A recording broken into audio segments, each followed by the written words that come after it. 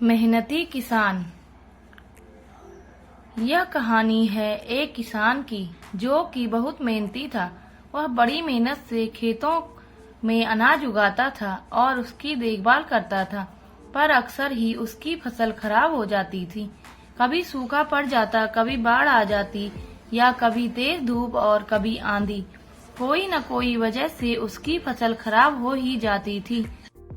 एक दिन किस पेड़ के नीचे बैठकर अपनी बर्बाद हुई फसल को देख रहा था और तभी वह गुस्से में आसमान की तरफ देखकर भगवान से कहता है कि मालिक, आपको सब बहुत महान मानते हैं और सबसे ज्यादा ज्ञानी मानते हैं।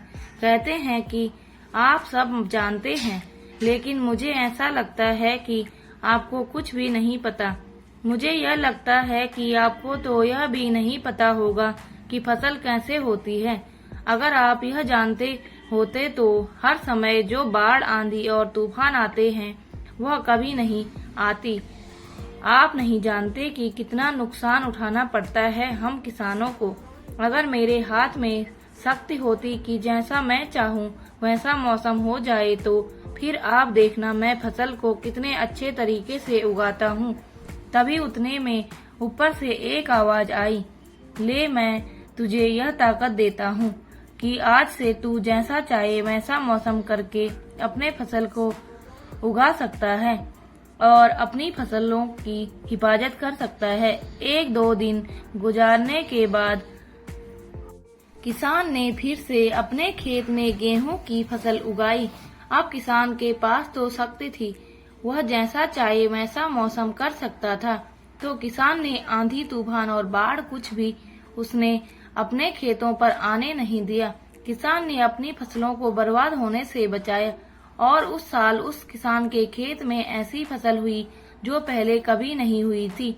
मन ही मन किसान बहुत खुश हो रहा था और साथ ही साथ यह सोच भी रहा था कि भगवान को बताऊंगा कि इसे कहते हैं शक्ति का सही इस्तेमाल। कुछ दिन और गुजरने के बाद फसल काटने के लिए तैयार हो गई। किसान बड़े उत्सुकता के साथ फसल को काटने लगा, पर जैसे ही उसकी नजर गेहूं की बालियों पर पड़ी तो वह हैरान हो गया, क्योंकि उन बालियों में गेहूं के दाने ही नहीं थे। गेहूं के एक भी बाली के अंदर गेहूं का दाना ही नहीं था। सारी बालियां अंदर से खाली थी।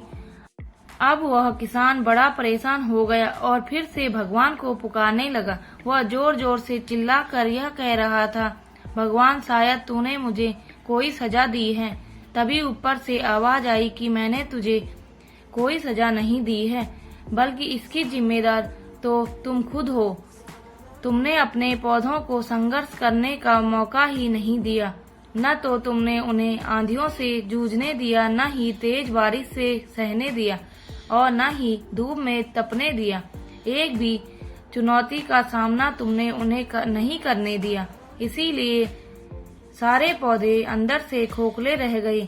जब आंधी, तूफान, तेज बारिश और धूप पड़ती है तभी यह पौधे संघर्ष करते हैं और इसी संघर्ष से ताकत पैदा होती है, जिसमें पावर होती है, एनर्जी होती है और इसी संघर्ष से गेहूं का दाना बनता है। तूने उन्हें बुरे वक्त से गुजरने ही नहीं दिया जहां उनका बनावट होती है। सारी बालियां इसीलिए खोखली रह गई क्योंकि तुमने अपने पौधों को संघर्ष कराया ही नहीं। सेम यही चीज दोस्तों हमारे साथ भी होती है। इस कहानी से हमें यह सीख मिलती है कि बुरा वक्त जो होता है, जिसे लोग संघर्ष कहते हैं, स्ट्रगल कहते हैं, यही से एक इंसान की तरक्की होती है।